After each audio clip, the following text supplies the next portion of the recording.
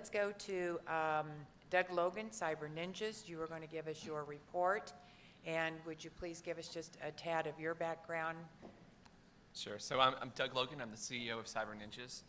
I have done cybersecurity work for a lot of major organizations, including Bank of America and JP Morgan Chase. I've done a decent amount of work in the federal government as well. I hold the Certified Information Systems Security Professionals, or CISSP. I also have GX Web Application Penetration Tester and GX Certified Incident Handler. I am listed as, I am actually an expert on the Antrim election case, and I have a report that's actually published associated with that that's publicly available from Matt DePerno's website. And I have, of course, been running this audit for the last roughly 5 months. Mr. Logan, could you pull the mic, or could you get a little bit closer to the mic, please? Is that better? Okay, awesome.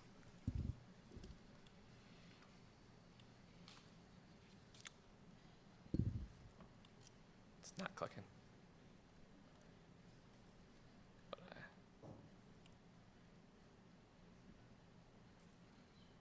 There we go. So I just want to start with an overview of what we actually accomplished here, because this is an audit like we've never had before.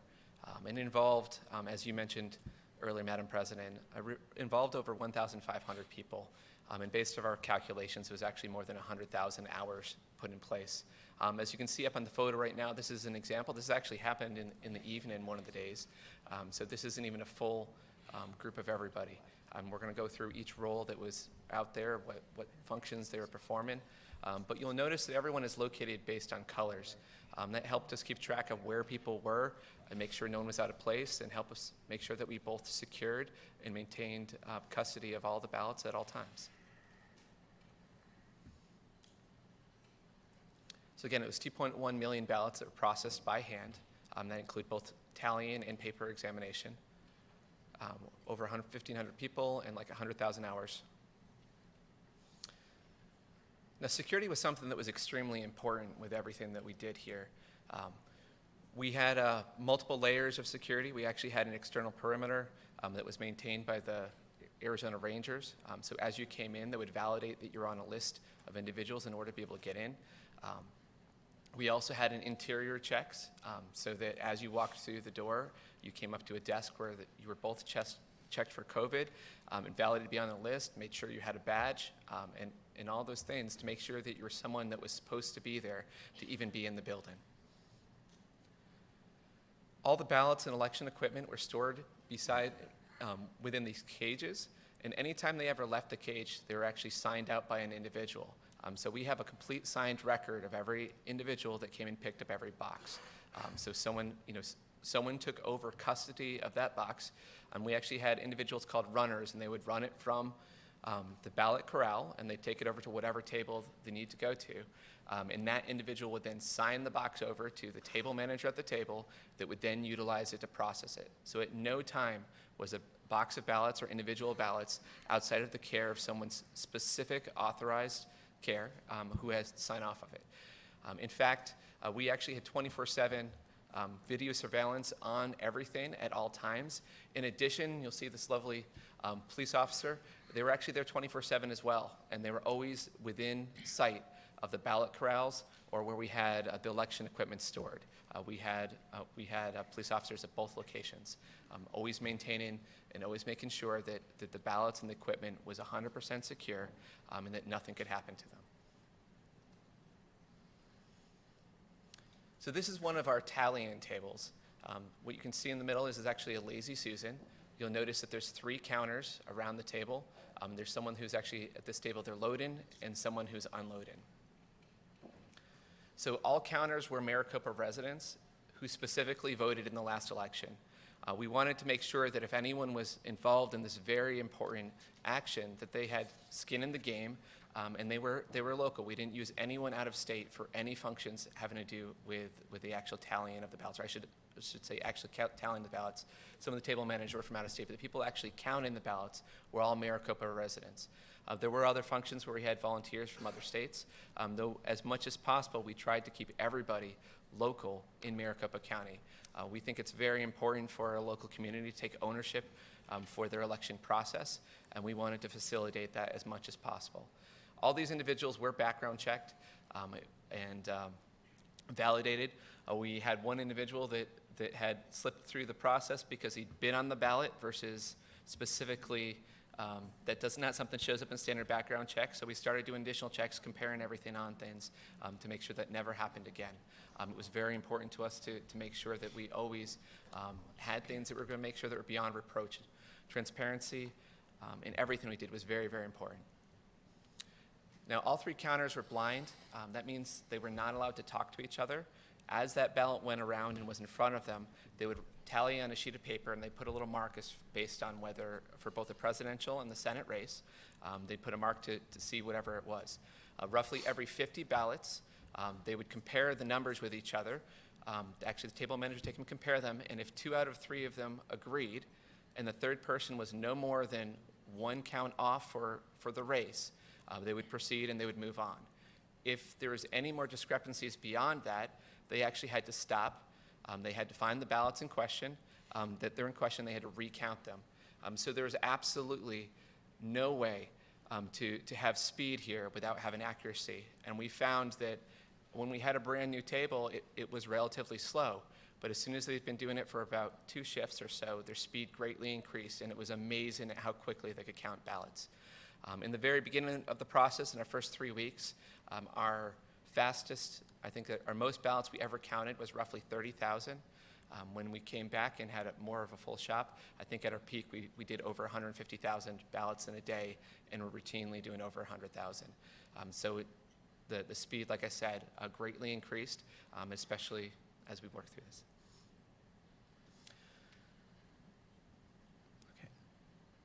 So the way the ballots would actually work is we had a ballot corral where the ballots were originally in. They would be signed out of that ballot corral, and they'd be taken to a tally table. After they were tallied, they'd go back to a ballot corral, which was specific to being in progress. And then when we had our paper examination tables, they were ready for a box of ballots. That's where it came. It came out of the in progress. So at the paper examination tables, we had DSLR cameras. Those DSLR cameras took pictures on the front and the back of these ballots, and they gave us very high definition images that allowed us to see all sorts of intricacies of the paper and what's going on. After it was done with DSLR, actually, excuse me, sir? I'm sorry, the clicker's not working? There we go. Let's go back there really quick. So once I went into the microscope stands, we had 4 microscopes. They were taking images of the magnified image, and that was over a number of different places. That included the presidential oval to take a look at how that was filled out. And with the way we had the lights, we could actually see when it was filled out with a ballpoint pen, you could actually see the ridges of the person pressing down on it. So you could tell the difference between something that was filled out with a Sharpie, you could tell something that was printed out by a pen, or you could tell actually if something was computer printed. You could tell the difference between all of them. We also had a microscope over certain parts of the ballot that would allow us to look at the paper fibers to help determine what type of paper was utilized. Now, when we were done with this, we actually had over 140 terabytes of data just from the paper examination alone. So we had massive amounts of data. In fact, with our camera footage and everything that ran the operation, we ended up with close to 2 petabytes of data. To give you a comparison, that is vastly more data that your average large 1,000-person company has. So we were running a very impressive network here that was completely air-gapped, wasn't connected to anything outside of the floor in order to support this, in order to have all the data requirements associated with it. It was a very complicated operation. So just I want to give a high-level status of where we are right now. So first of all, we've completed the hand count of all federal races. We've done all the image and microscope capture of all the ballots. We've reviewed and did a comparison of the official results. We've done analysis of the voter rolls. We've done the vast majority of the analysis of the actual voting machines and voting equipment. In progress right now, we are hopeful to soon, with the settlement that the Senate put together, to be reviewing the spun logs and routers based on the settlement terms. We're also hoping that the completion of the paper analysis that's being done will be done very shortly. Now, from a scope standpoint, stopped again. So no longer in scope was the canvassing. That was decided, that was removed. We have the tabular configuration to check internet configuration was something that was not provided. We believe with the other information we have, we'll be able to get similar data, but it will not be the same exact data. We had requested to review the voter roll system, but a lot of the systems are used for checking in for the SiteBook system were not provided as part of the equipment that was given us. We had hoped to look at the review of the ICX devices, but again, those had not been provided. We had wanted to look at the provisional ballots, the ones that had not been counted, to count the sealed envelopes to make sure they matched up with everything and made sense. And those, again, were not provided. And we'd also hoped to take a look at the undeliverable ballots to see how many of them were bounced back or what happened to them. And again, those were not things that were provided. And so there were things that are no longer in scope and we're not able to take a look at. Okay, so now we'll get into the fun part and get more into the actual tallies and results. In order to understand some of these findings, I want to make sure that everyone has a clear picture as to how this process works. So if we have ballots that are actually damaged or otherwise can't be run through the tabulators, for example, the Braille ballots won't fit through the tabulators, some of the UCAVA ones are in formats that can't, they need to go through what's called a duplication process. Now, this is a different thing than what Dr. Shiva was talking about when he talked about duplicates. When he talked about duplicates, he was talking about more than one envelope going to the same person. So we're going to talk about the word duplicates here, but we're actually talking about when there was an original ballot that couldn't be run through the scanner, and they created a copy of it, which was run through the scanner and counted. So when you have duplicates, when you have the originals and you have the duplicates, only one of those counted, and it should only be the duplicates. Now, specifically, the originals are often referred to as damage sent to duplication, or DSD, and we're going to use that notation throughout things, that DSD means the original ballots, whereas the actual duplicates are referred to as dupes. So there should be one DSD per dupe, and there should be a unique serial number on every single DSD and every single dupe to match them up, so that you will know for sure that this ballot right here was duplicated to this other ballot. And if you want to compare and make sure the duplication process was done correctly and that it actually represented the voter intent, you'd be able to easily match them up, and it'd be easier to handle from an audit standpoint. Duplicate ballots also should be stored separately from the original ballots so there's not confusion, they don't get mixed up. So let's talk a little bit about those findings. So our duplicate ballots were commingled with the original ballots, not all of them. There were in at least one box case, which is something that they're not supposed to do according to the EPM. Duplicate ballots had incorrect and missing serial numbers. If you take a look at this table that's showing up, you'll notice the serial number on the left is what was actually on the ballot, for the duplicate ballot. And the serial number, the board 1 hand dupe 2114 on the right is what was actually on the original damaged. You'll notice the numbers are actually different. On the left-hand side, it says dupe board 3 hand 0 2114. On the right, it says board 1 hand dupe 214.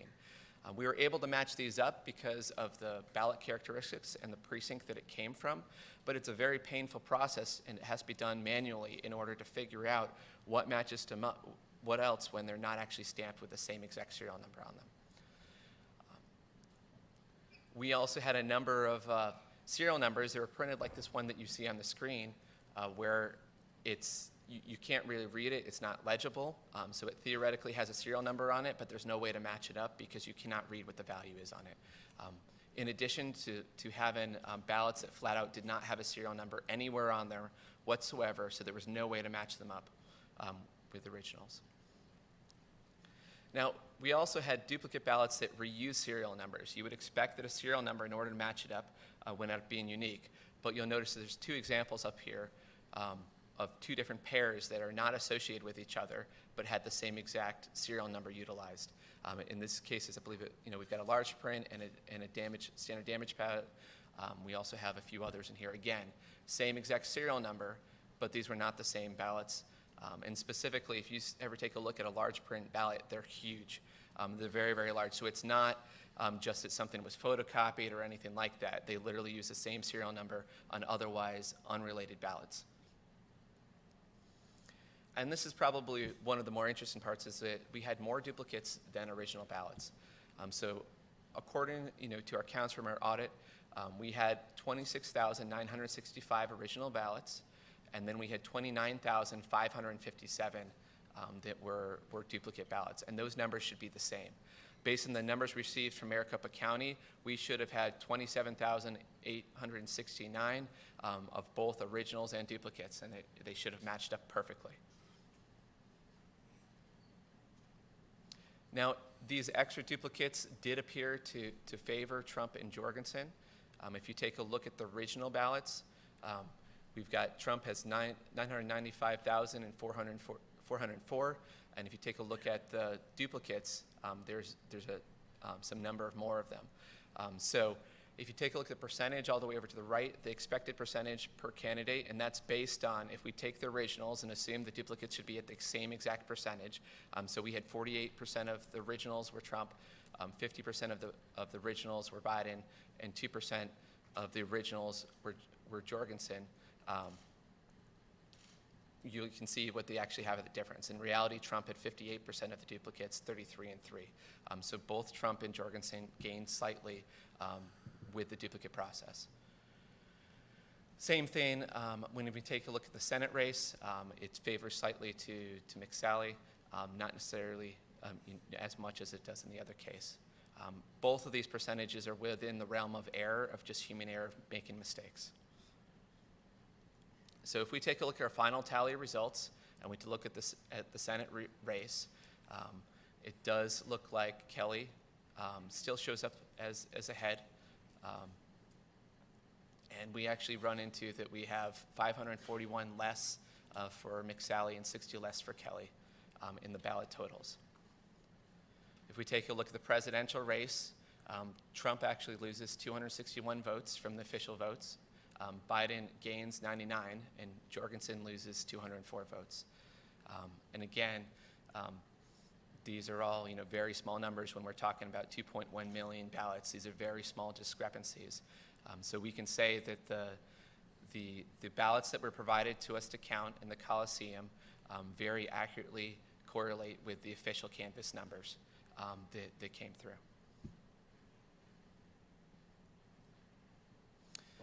So we did have at least a batch of 50 ballots that was run through the tabulators twice. This is specifically when they took the Dominion tabulators, they had the same batch and it was run through more than one time.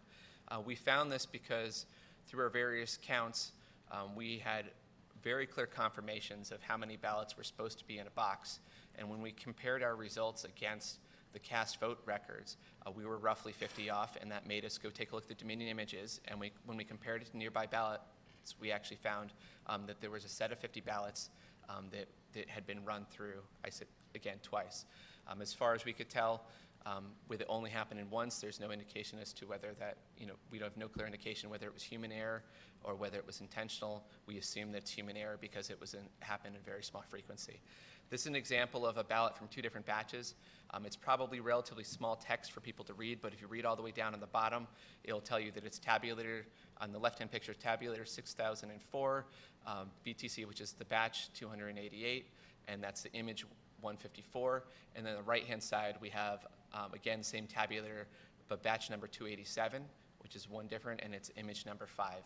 And we had roughly 50 of them that were in between the two of these. We found something similar from the UCAVA, where the UCAVA, for those of you who don't know, UCAVA ballots are for military and overseas personnel. It's a way that they can actually cast votes even though they're not physically here. Those ballots get turned in either via an online portal, they can be submitted via email, they can be mailed in, I think they can fax them in. There's a whole bunch of different ways these can come in, and as a result, they're in a lot of different formats, and there's a lot of variance among them. But on the left-hand picture, you can actually see that it's board number 2, hand dupe 573 is what approved it.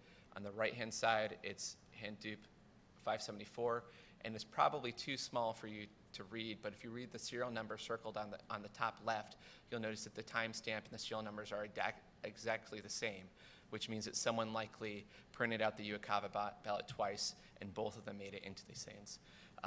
We did not find this in a lot of quantities, but the only way we had to look at it was by hand. and there's over 10,000 UCAVA ballots. Because every single one of these UCAVA ballots is slightly different form, it's actually even difficult to do it in automated fashion. The only good way would be to go through by hand without some sophisticated processing. Okay, so we're going to talk a little bit about the official results that are actually turned out by the county, and this actually connects quite a bit with some of the stuff that Dr. Shiva was talking about. So from a definition standpoint, we have the official canvass. The official canvass is the official certified results that are put out by the county. It has the tallies of votes per candidate, per precinct, and provisional. It tells what the turnout was for a given precinct and all of that information. We also have what's called, here in Maricopa County, they call it the VM55 file, or the final voted file. It is a list of every single person that showed up to vote. And that's counted both for in-person, whether it's early voting in person or whether it's mail-in, and all of those are kept track of separately. So we have a number of all those different categories of who showed up to vote on any given day. We then have the VM34 full voter file. This is also referred to as say, your voter rolls. This is a list of everybody who should be eligible to vote.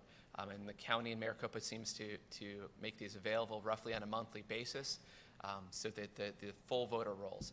So that is your theoretical full list of everyone that may be able to, may show up to vote at a given election. Then we have our EV32 files, or EV32 early vote-in sents. Every single time a mail-in ballot is sent, it's supposed to have an entry in an EV32 file that corresponds with that mail-in ballot that's sent out. Likewise, we have an EV33 file, which is when any type of early vote is returned. Now, this both includes when a mail-in ballot is received and an in-person, when someone comes and votes in person. EV33 includes both of those. You may remember at the hearing that we had a while ago, we had mentioned that the EV32s do not match the EV33s. We were doing a quick analysis in order to justify canvassing, and there were 74,000 that were off. The vast majority of those 74,000 were from early voting in person, and that is why there was not an EV32 associated with it. We have this clarified in our report as well. That was not a purposeful discrepancy. It was just something that was not immediately clear at that point. So just to give an example on how these systems work in order to match everything up. So if we have 10 people who mailed in a ballot, and we had 10 people who voted early in person, and we had 10 people voted on election day in person, we have 30 votes that are out there. So what this means is we should have the official canvass with 30 votes, and it should be allocated per precinct accordingly. It should be allocated based on the candidates, and you should have your official tallies associated with it. You would also expect that if you went to your VM55 file, you should see 10 people who voted via mail-in because it has different codes based on that. You should have 10 people who voted in person and 10 people who voted on election day, and every single one of those entries should have the name and address associated with the person that matches up with their voter rolls. Likewise, you would expect that your EV32 would only have 10 ballots mailed in it because that was what was sent out, and your EV33 should have 10 people in it from the mail-in ballots and 10 people from the actual EV in person for a total of 20. This is what you would expect in a balanced system. This is not actually what we found when we started comparing all these numbers. All these numbers were different in very different ways, and it's something that creates quite a few discrepancies. So none of these systems actually balanced. We're going to go through these. So our official canvass has 3,432 more ballots cast than the list of people who show as having cast a vote in the VM55 file. Now, I do want to specifically interject in here that we finally heard back from Maricopa County because we asked them about this discrepancy. I think it was at least a week ago, but it was a couple weeks ago. So the day before we were presenting our results, they decided to tell us that those were actually for the protected voters who don't actually, who are either judges or battered women or other individuals who are concerned about publishing their addresses, that is the reason why that discrepancy is in there. I can't validate whether that's accurate or not accurate. This is information that we just received. What I can say is that this sort of stuff is exactly why with audits, Usually the organization you're in the process of auditing cooperates and works with you. It would have been, would have been extremely helpful in order to get feedback and work through them through this entire process. Now, we do have 9,041 mail-in voters showing return ballots, more return ballots in EV33 than they were sent in EV32. Sounds like Dr. Shiva found something very similar to this as well. So specifically, we found they were mailed one ballot, but somehow 2 ballots were received, which I do not know how you would have 1 ballot sent and 2 received. The assumption would have to be that it's a clerical error or there's something else going on. It's not clear how you can have that happen. 277 precincts show in the official canvass as having more ballots cast than people showed up to vote, for a total of 1,551 excess votes. Again, the county has explained to us that the same reason for the VM55 difference they're saying is the reason there. We have not had a chance to validate that. There are 2,472 ballots shown in EV33 that don't have a corresponding entries in the VM55, and only 2,042 ballots show as rejected in the official canvass for a discrepancy of 430. So let's walk through this really quickly. So if something is in the EV33, that means that an early vote was received. And we have the individual's name and the voter ID associated with it. So if an EV33 was received, you would expect that if it's not in the VM55 file of who voted, then it had to be a rejected ballot. Just makes logical sense. It has to be a rejected ballot. But there's 2,472 that show in the EV33, but there's only 2,042 ballots that show as rejected. So there's a discrepancy of 430. Again, just another place where these show that they don't seem to match up. We also have 397 mail-in ballots show as received that were never shown as sent. So we know that they are in the VM55, they're mail-in ballots, and they were received without somehow ever being sent a ballot. Now, we also have 255,326 early votes shown in the VM55 that do not have a corresponding entry in the EV33. And just to be clear, this is not, when you were looking at EV33 entries, EV33 entries are supposed to happen when a ballot is received, but it's not, the actual tracking of the ballots are under the actual official canvass or the VM55. So we had, in the VM55, individuals who voted, we had entries for early voting that were in there, where in 255,000 cases of those, they were not actually included in the EV33 file. In reality, all of these, all these systems, to be audible and to be verifiable, all these systems should be able to be in agreement with each other. And even if we have protected voters, there should be some way to know the number of protected voters who voted in order to match it all up so that you have a system that balances. Okay. Voters who moved. So we took a look at the entire list of individuals who voted, and specifically that was from the VM55 final voted file, and we ran it through a commercial database called, that put out by Melissa, called Personator. And Personator is a best-in-class identity system that helps check addresses and make sure they're associated with the user. It'll show prior and current addresses. It'll track move dates. And it'll actually also track date of birth and date of deaths. So we went and took the voter rolls and we compared them against this to see how many people might have moved and based on statute should not have necessarily cast a vote. So the first thing we found is that 23,344 voters who voted via mail-in ballots, even though they showed in Melissa as having moved from that address.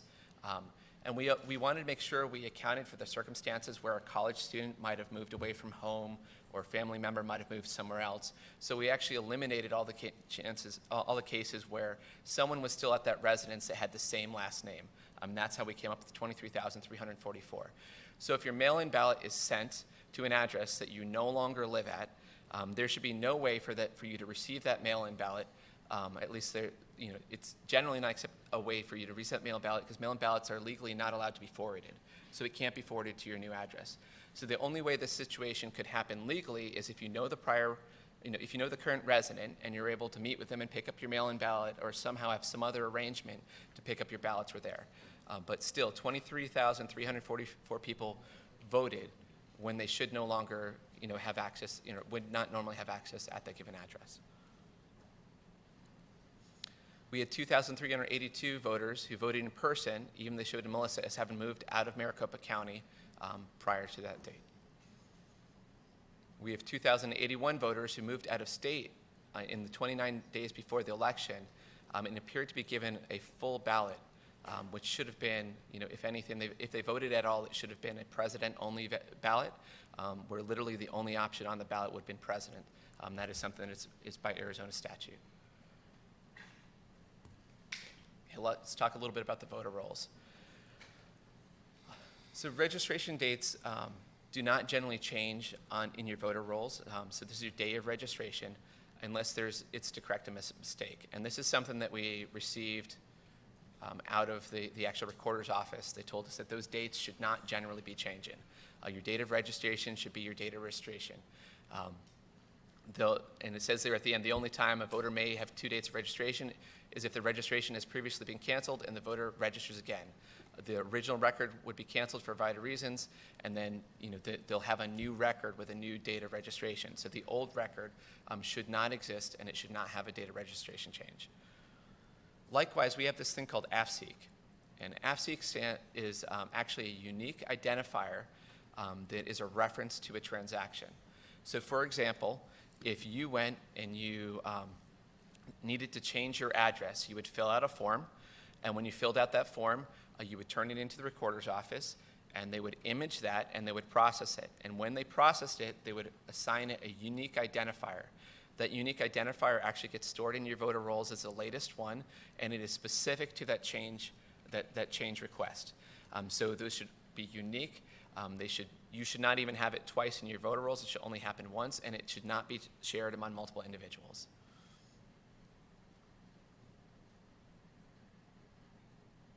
And this is something, again, we confirmed with the recorder's office.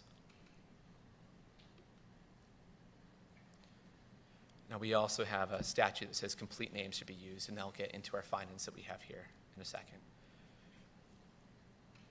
So we had as many as 5,047 individuals who voted in more than one county for up to 5,295 additional votes if these are duplicates. Now, I will tell you that these individuals had the same name, first, middle, and last name, and the same exact birth year, because that's what's in the voter rolls. But if you have an extremely common last name, which can happen, some of these may, in fact, just be individuals with the same exact name and same exact birth year. We have no way to validate that 100%.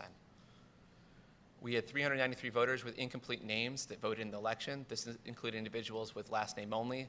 Last name is just an initial. There's no last name, or first name is just an initial.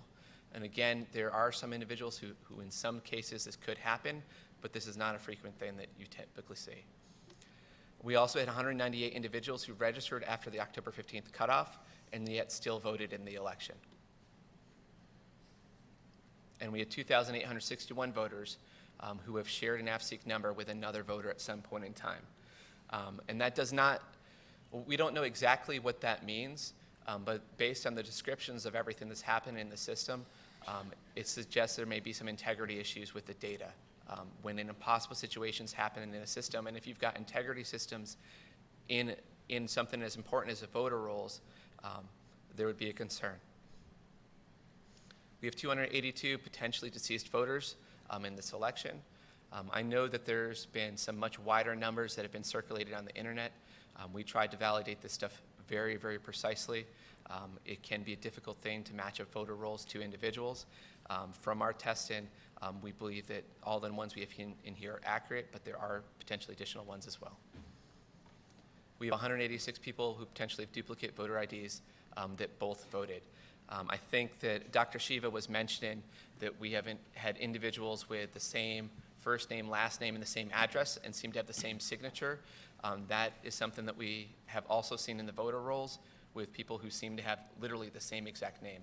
We have 186 people that's the case where the first name and last name and the address all match up, and year of birth. Because the assumption would be you might have a junior in a different place, and so they'd have a different day of birth associated with it, but not the same address. And that is the end of the presentation right now. With that, I'm going to hand it off to Ben Cotton, who's going to go over our digital findings.